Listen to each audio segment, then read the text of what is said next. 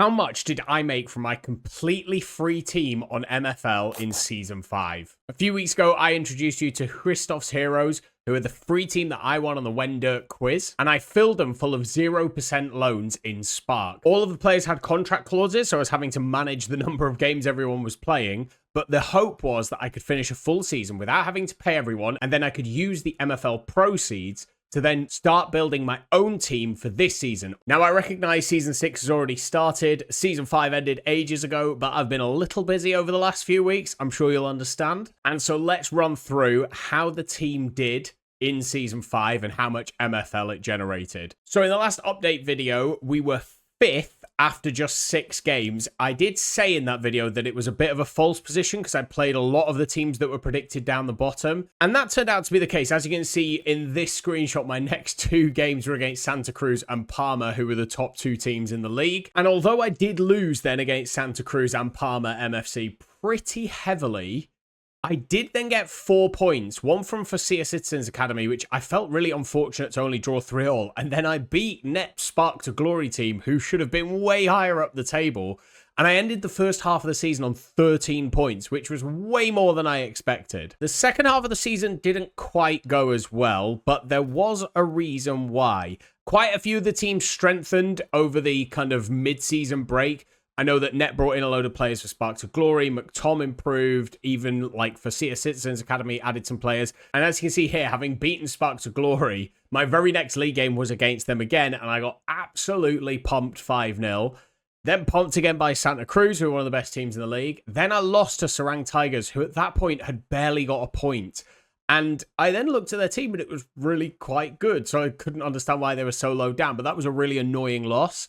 I then got a good win against Cheese Grater, who I think watched the first video, so hello if you're watching this one. And then, again, just started taking some pumpings. Rastavi Sealers put 3 past me, McTom FC put 4 past me, Parma put 9 past me. It was a tough end to the season. Like, Hey Eagle got 8 past me, but the reason is that I was using these games to pretty much get rid of all of the contracts on my worst players, because whilst finishing 8th in the league was good, and I got 1,150 MFL for doing so, the cup went slightly better. So in the previous video, I'd only played 2 cup games and I'd won both of them. I was very happy with that. The rest of the group stage went about as well as it could have gone. I ended up with 5 wins and 1 loss, and the 1 loss was like quite a tough one. And considering each group stage win was 50 MFL, that was 250 MFL sewn up just in the wins. Obviously that qualified me for the round of 16. So that meant another 180. So I was at 430 MFL just from the cup run. And in the round of 16, I came up against Alpini MFC from Recos. And although his team was slightly higher rated, it really wasn't close. I absolutely dominated this game. 1-3-1 really comfortably. That kind of front 3, Rocker Alvarez and Ada, were really difficult for people to deal with. Although this was a slightly rotated lineup too, because I was a bit tired at this point. Again, the league form suffered because I started trying to make sure my best team was available for the cup. But a nice 3-1 win put us into the next round, and that secured 420 MFL. Again, with that 250, that's now 670 MFL just from the cup. That's over half of what I was getting in the league. I was then playing MFC Toluca, who were also playing the 4-3-3 attack, as was my previous opponent. And with the full lineup in this one, it was a demolition job. Alvarez, Fernandez, Taniguchi all doing brilliant work up top, but the midfield all got involved. It was just an absolute walkover. I was kind of getting a bit excited at this point because that was now 700 MFL for this finishing position. Again, I'm nearly at 1,000 MFL, and at this point, my league position was kind of being cemented. I was pretty much only ever going to finish 8th at this point, so I was now getting up to that 2,000 MFL combined, and I was like, if I can just win my semi-final, I'll get to 2,400 MFL, and that would be 4 common packs, and it would just be nice to hit that round number rather than have like 400 spare MFL there that I just couldn't really use until the end of this season. So it was quite a lot riding on this semi-final, and I was playing Seawolves, who just won their quarterfinal 6-0. So it was a little bit terrifying. And again, despite being outmatched in the ratings, the team just came through. We won 2-0. It was a tight game. This 4-1-2-1-2 narrow kind of it doesn't give a lot up. It doesn't create too much either unless you've kind of really matched up well tactically. And so it was tight, and I won 2-0, got the 2 goals.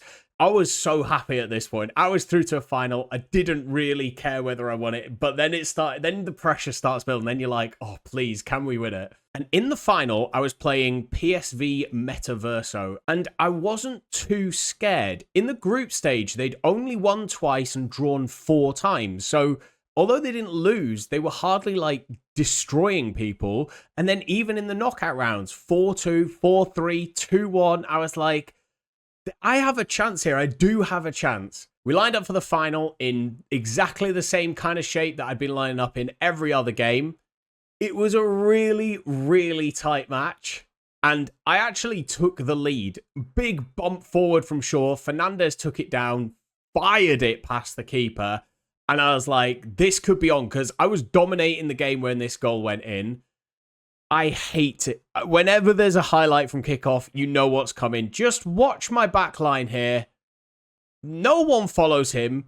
Dinks the keeper. And I kind of want to point out who scored that goal. It was Shane Tate, his midfielder, who ran beyond the entire team and my back line, and with 53 shooting, dinked my keeper. It got me, but I was like, okay, we're back at evens at this point. It was a really, really tight game. No one was really on top at any point. There was no big chances. And then I thought this was going to be my highlight when I saw Shaw with the ball 40 yards out. Once the right back kind of got the ball here, you knew we were in a bit of trouble. A really nice fed ball around, and McPhee fired it home. 58 shooting at this level is more than good enough, so I had no issues with that. The fact that Warren Lane, his 64 rated striker, didn't do anything was a little bit weird, because I thought he was going to absolutely run the game. And that's how it finished. 2-1. I can't be too upset with that. I think on another day, maybe we'd have won that final, but I'd won a couple of coin flips in the other knockout rounds where maybe the XG was a bit tight, maybe the number of shots was a bit tight, so I wasn't too gutted. And as I say, I still had that 2400 MFL wrapped up. And even if I had won and got those 1400 MFL for winning, it wouldn't have allowed me to get another pack. So I was kind of like, okay, I will take runner-up for where I am. And it meant that I won more MFL from the cup than I did the league, which is why I prioritized it. It really kind of came through. So 4 packs. Now, my plan with these packs was pretty simple. If I got a player who I thought would be a starter in the team for this season, then I was going to keep them. If I got a player who I thought would be on the cusp but had some value, then I would sell them. And if they were just bad, then I would sell them. I traded one of my packs in for a player I'd already packed last season, which was Tullio Giovanni. It's a little bit cheeky, and I get it if you think that I've cheated the system a little bit, but I had got him from a common pack. I was like, let me just use that as one, because he'd already played a few games for the club last season. I didn't really have anywhere else to put him, so he's coming in as one. So now I'm down to 3 packs. So of those 3 packs, I opened them and I got Guillem Navarrete. So 52 rated, pretty solid rating considering the average rating of the team last season was about 50. A 20-year-old 52 rated left back was perfect. Stat distribution really nice, can pass the ball. We won't have him shooting, but fortunately he's a left back, so he's not going to get that far forward. Decent defensively, decent enough pace. Really happy he's absolutely staying. I'm not selling him. Pack number 2 is Carlo Izzo. Now, I made the decision at the beginning of the season that he was going to go into the team. I thought 49 rated would be good enough that he would play, and at 26, the price of commons had come down so much. I didn't think I'd get enough for him to make it worthwhile selling him. I think I am going to try and sell him. $2 will be fine. He's just at 26. There's no real potential there. He's not good enough to start either at striker or right wing. He's not got great stats. So he did stay in the team, but probably one I should have let go. But my final pack was an absolute doozy. Craig Wheeler. He was a 19-year-old 50-rated striker. And for some reason, when the age is in the teens, people pay a lot of money for it. Of course, I'm only talking about MFL. And the thing with him was, I hated him. I hated his stat distribution. I hated everything about what I was seeing on that card. He had striker and left mid, could never play left mid because of 19 defense. Not good enough at left wing to play out of position because the stats weren't good enough. So, yeah, 45 shooting on a 50 rated striker, only 41 pace. It's the dribbling that carries him. I was like, I think I can get good money for him. And I was right. I got $9 for Craig Wheeler. So now I've got Giovanni, I've got Izzo, I've got Navarrete, and now I've got $9. It's time to see what I could buy for Christoph's Heroes. Now, last season, $1 players kind of ceased to exist, but over this offseason and actually continuing into the season now, you can pick up players for $1 pretty easily.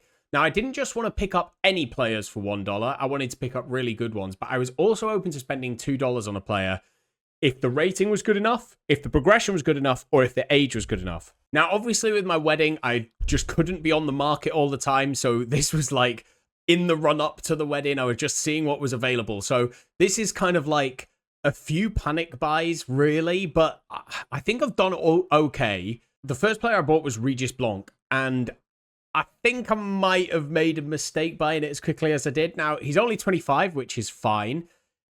He's 51 rated when I bought him. He was very, very slow. But the thing I liked about him is he had a weird overstat. 61 dribbling, just an odd stat to have super high on a centre-back.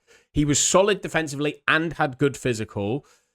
I just thought for $2, I could have done a lot worse, considering you could sell like common player packs for $3, somewhere in that region.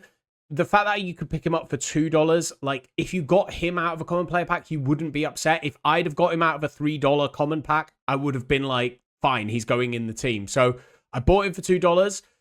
He's already progressed, as you can see this season. He's up +1. He's got quite a few stat bumps already. So I'm quite happy that I've bought him. Like, he seems to be moving in the right direction. He's a bit small, but left-footed centre-back. $2. Okay, down to $7 in what I have to spend. And with that, I bought two $1 players. The first is Nud Elkia, a 22-year-old, 52 rated goalkeeper. Now, the reason I think I was able to get him for $1 was firstly because I was very quick, but secondly, he's 5'7". And for some reason, people think height has got a lot of kind of sway with goalkeepers. It has some effect, but it's not that big that a $1 goalkeeper is going to make that much difference. He didn't play last season, so though he'd aged up to 22, there's still potential progression there. And at 22 years old, he'll still be a young player, quote unquote, young player in 2 seasons' time. If he progresses a little bit, we'll be able to sell him for more or even keep him if it looks like he's going to progress into a good player. For $1, I mean, you really can't go wrong. Like, I can't sell him for any less than $1, so I was really happy with this. I needed a goalkeeper. I'd already got one in on loan at this point, and it was a bit of a mistake in hindsight, but glad to have a second keeper in there. Glad to have my own keeper in there, and now there's a benchmark for who I'm going to loan in next year. My other $1 player is now on the slightly older side, and you'll see this is a pretty common trend now in the next 2 players that I've bought. Abdurazak Raji. Again, a slightly shorter centre-back, but 54 rated. At 28 years old, I'm absolutely taking that. Really nice kind of split of his stats as well. 53 pace, 52 defense, 71 physical. He's just a solid defender. Obviously, 21 passing is a little suspect, but as long as I'm not asking him to play like raking Virgil van Dijk diagonals, we should be okay. Just clear the ball, win it back with your physicality, clear it, should be absolutely fine. As I say, for $1, really can't go wrong. He hasn't had a lot of progression. He's been in the game for like 2 seasons before, but obviously didn't really play. I'd already gone up to 54. Obviously, the next one's the tier breaker. I feel like if he tier breaks, I should be able to sell him for $2, $3, even though he's quite old. End of the season, we're going to have to cross our fingers and hope to God he doesn't have that exclamation mark of doom, meaning that he's retiring in 3 seasons. But 54 rated, really, really solid for $1. And my final purchase, the purchase I am most proud of, and the one that I couldn't believe I got, was Gilson Abreu. And I know you're going, hang on a minute, you had $5 and this is a 63 rated card. I know. And I know he's 30 as well. But he had no exclamation mark, which means he wasn't retiring in 3 seasons. I was buying him at the beginning of this season, so I knew I'd have this season and then at least 3 more seasons. So I've got 4 seasons out of this player, who is a massive overcard to the rest of the team. Like, he's going to be much better than most of the people I'll be able to get in on $0 contracts. The stat distribution is wild. Brilliant passing, unbelievable defense, great shooting, great pace. Physicality and dribbling is solid as well. I couldn't believe the price he was up for. I didn't spend $5. I didn't spend $4. I didn't spend $3. I spent $2 on Gilson Abreu. 4 seasons of a 63 rated card for $2. Sign me up. I want all of these kinds of cards. I've been scouting the market since. I've not seen anything like this come up. So, I mean, if he doesn't get the exclamation mark at the end of this season to say that he's retiring and we get another 4 or 5 seasons out of him, I mean, it's just like, I can't believe the value that I got him for. So they are my purchase. I still have $3 in behind.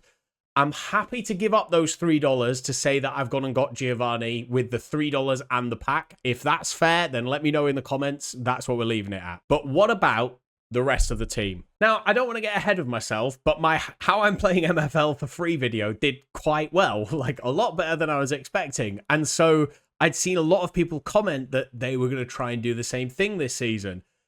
I thought there was going to be a lot of competition for 0% contracts.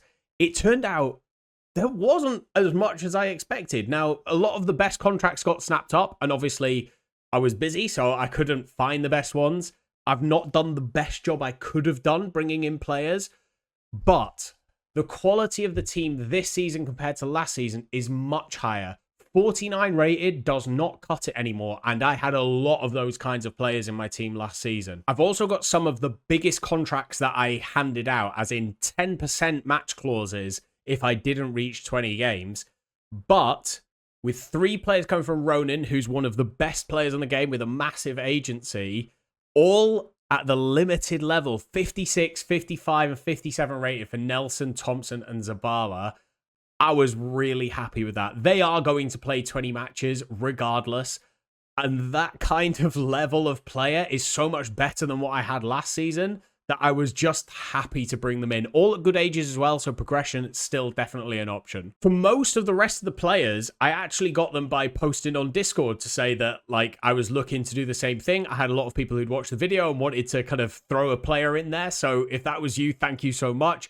I was kind of offering 15 match clauses with 5%. That was what I was really looking for. And so these are the players that I got. And I've got Gooch Clue, who, thank you very much to Konab for giving me him. But although he's a 53 rated right mid, look at those stats / attributes. I know there was a discussion about stats versus attributes. I'll probably use them interchangeably. But at right wing, he becomes 59 rated. So an amazing player to have. And then I actually got one contract where there was no requirement at all. Like, I don't have to play them. There's no added percentage. And it's this 18-year-old Fidel Gonzalez.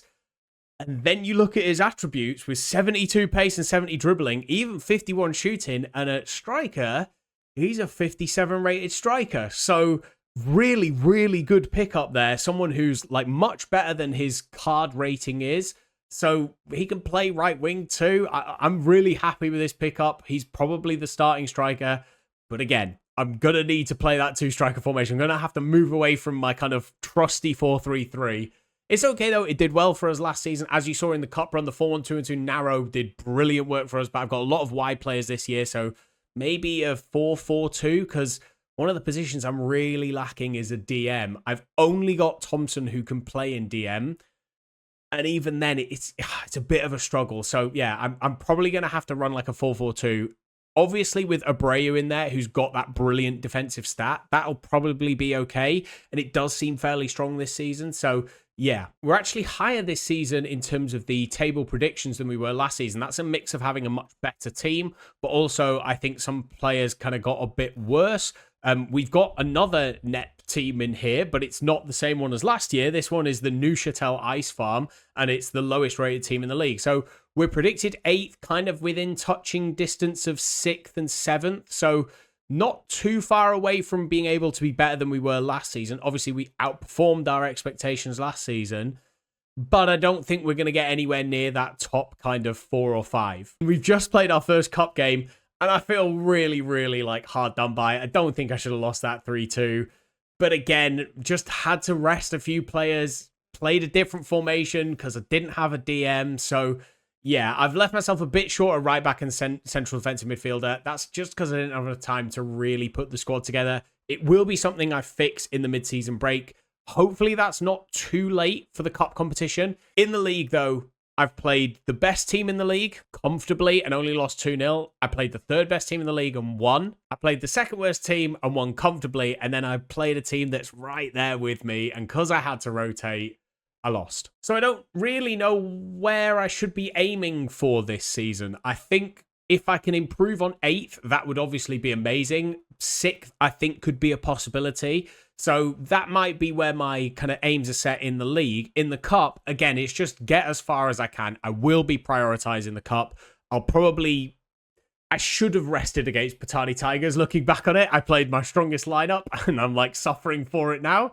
But like when I start playing some of the better teams in the league, I'll definitely start rotating and playing some of the worst kind of players that I have to get contracts on. So going back to the statement I made right at the beginning of this video, how much did I make last season from a completely free-to-play team? Well, I got 4 common player packs. They sell for $3 on Floaty. If you don't know what Floaty is, essentially you can log in using your Dapper wallet, so just the same login that you have for MFL, and then it will show you all of your players, but also any packs that you've not opened. You can then list those up for sale. People can buy them, and your pack then transfers to them. You can also buy packs there as well. Common player packs go for about $3. They've kind of floated between like $2.75 and $3.10, which is about where they're at now. So I made $12, but I also opened 3 of those packs. And I got a player that was worth $9, a player that's probably worth maybe $5 or $6 in Navarrete, and a player that's probably worth about $2 in Izzo. So you could argue I actually made more than those $12. But considering you can pick up a team for just over $60, in the first season, my free-to-play team returned $12. That's really, really solid. If you are wanting to play MFL on a really small budget, I just think this is the best way to go. You can be competitive. You can have fun. The cups will be your friend.